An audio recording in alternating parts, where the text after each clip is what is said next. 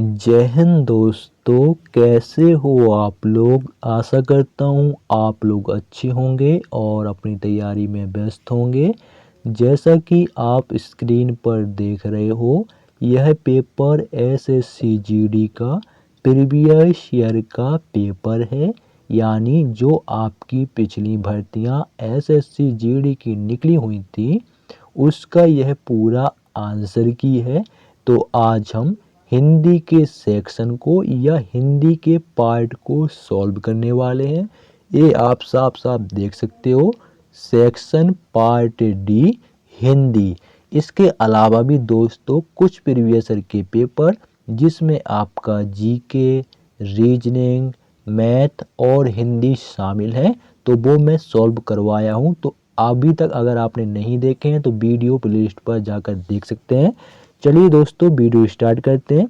इसके अलावा आपके 2018 के प्रीवियस ईयर के पेपर, 2022 के और 2020 के तीनों सालों के एसएससी जीडी के प्रीवियस ईयर के पेपर चारों विषयों के आप मेरे चैनल पर देख सकते हैं। तो चैनल को जरूर सब्सक्राइब कर लें और बढ़ते हैं पहले प्रश्न की ओर। तो पहला प्रश्न है आपका, मुहावरे और उनके अर्थ का निम्नलिखित में से कौन सा युग्म गलत है। तो आपका कौन सा युग्म गलत है, मतलब कौन सा मुहावरा गलत है, ये आपको बताना है। तो आप देखोगे ऑप्शन 1 में हाथ पीले करना, उसमें आपका जो अर्थ बताया गया है असंभव को संभव करना। तो दोस्तों यही आपका गलत हो जाएगा। क्यों? क्योंकि हाथ पीले करने का अर्थ सभी को पता होता है विवाह हो जाना या शादी हो जाना, तबकि इसमें लिखा हुआ है असंभव को संभव करना, इसलिए ये गलत हो जाएगा। बाकी आपके जो मुहावरे दिए गए हैं ऑप्शन 2, ऑप्शन 3 और ऑप्शन 4 में, जैसे लोहा मानना यानी श्रेष्ठता स्वीकार करना, ये बिल्कुल सही मुहावरा है। तीसरा सुरकाप के पर यानी असाधारण विशेषता, ये भी सही है। और चौथा हथियार डालना यानी आत्मसमर्पण करना, ये भी सही है। तो गलत एवं कौन सा है? ऑप्शन 1। ठीक है, बढ़ते हैं अगले प्रश्न की ओर।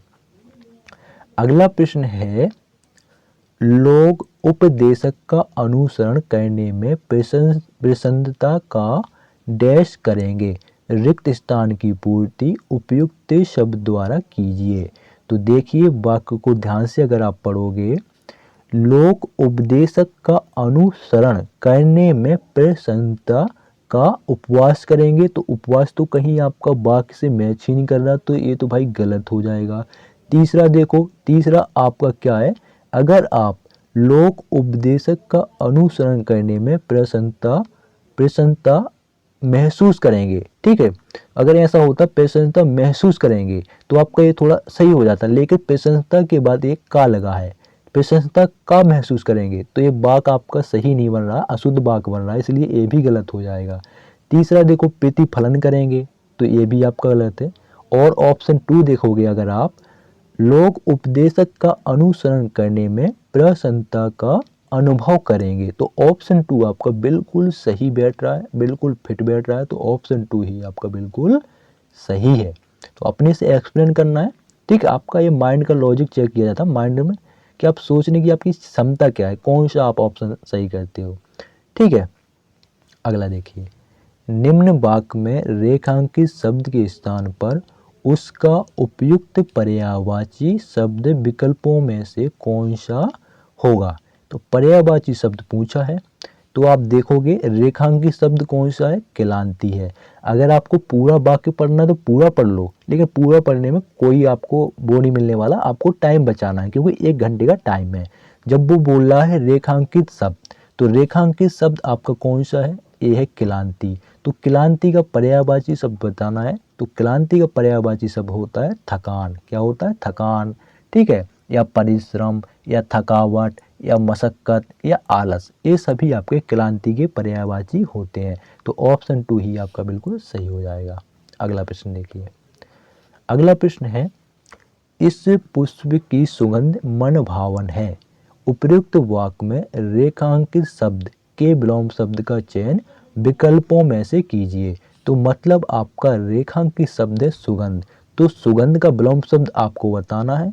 तो सुगंध का विलोम शब्द होता है दुर्गंध। सभी को पता होगा, छोटे बच्चे को पता होगा, सुगंध का क्या होगा विलोम शब्द? दुर्गंध। ठीक है, तो ऑप्शन 3 बिल्कुल सही होगा।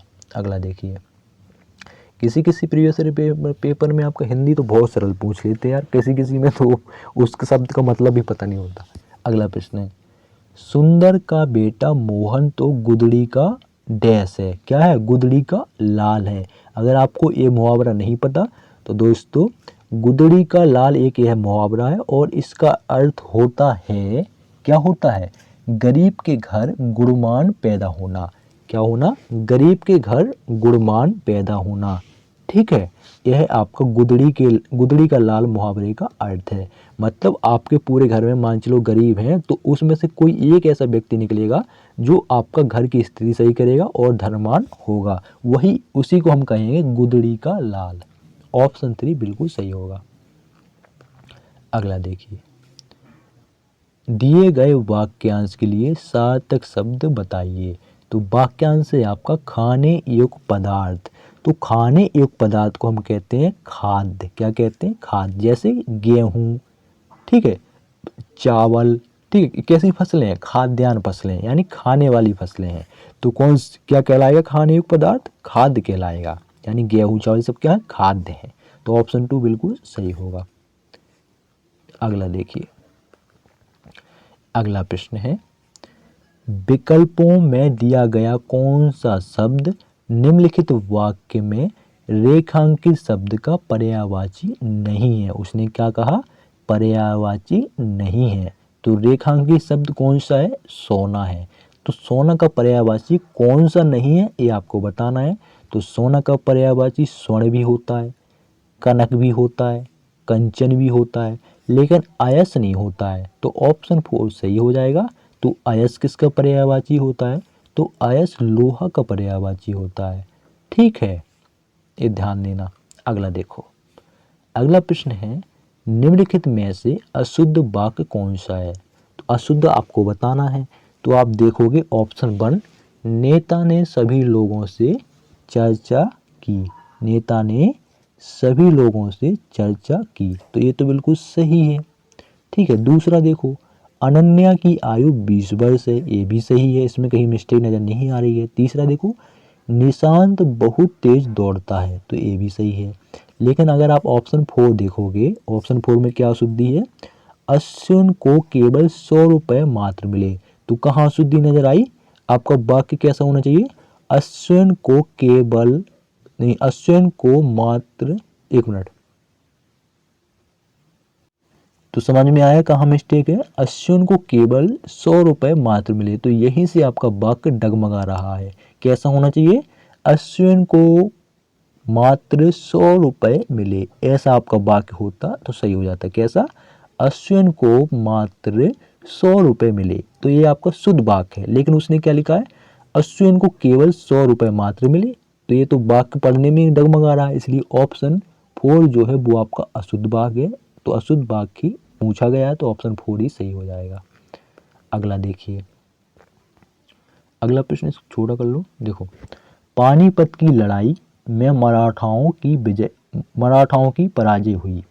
उक्त वाक्य में प्रयुक्त पराजय के स्थान पर उसके विलोम शब्द का प्रयोग निम्न में से किस वाक्य में किया गया है? तो दोस्तों, पराजय का सबसे पहले पता कर लो क्या होता है विलोम शब्द।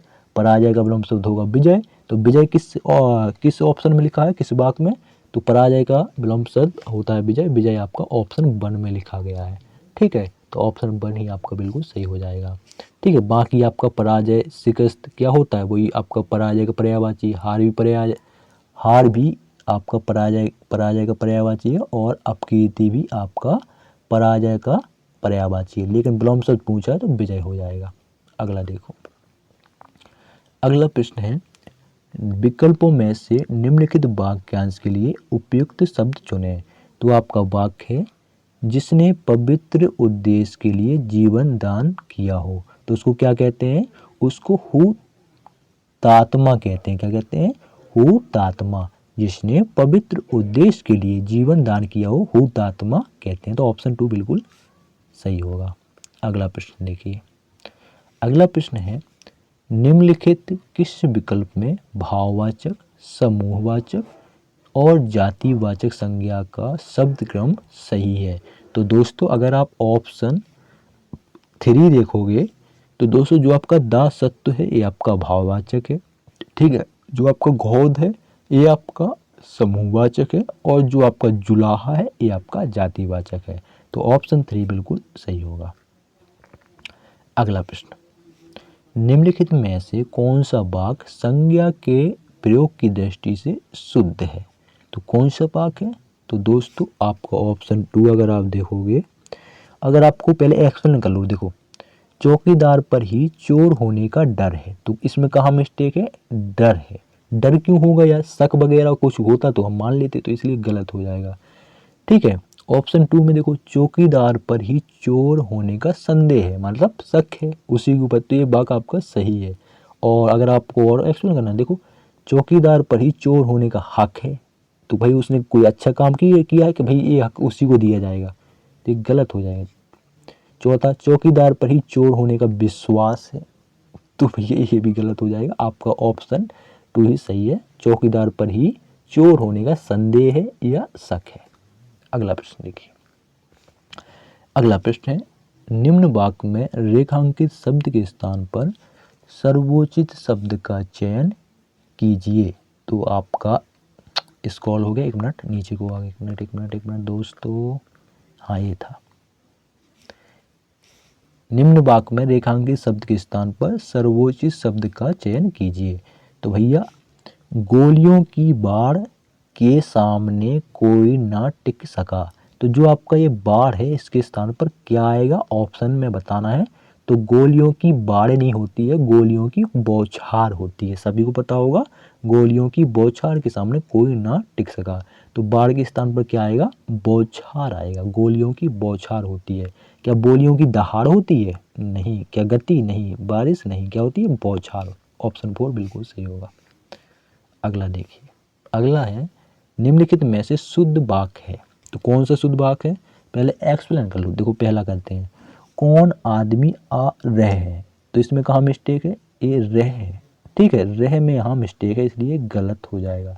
दूसरा देखो, कौन आदमी आ रहा है, तो कहाँ मिस्टेक है इसमें? यहाँ आदमी में मिस्टेक है इसलिए गलत हो जाएगा। तीसरा देखो, चौथा देख लो, कौन आदमी आ रहा है, तो कहाँ मिस्टेक है? ये आपका ये छोटे आ में मिस्टेक है और अलग, ठीक है, छोटा आ है तो ये आपका गलत हो जाएगा, तब कि यहाँ बड़ा आएगा। और तीसरा देखो, कौन आदमी आ रहा है, तो ये बिल्कुल सही है। समझ में आ गया? अगला देखो, अगला प्रश्न है,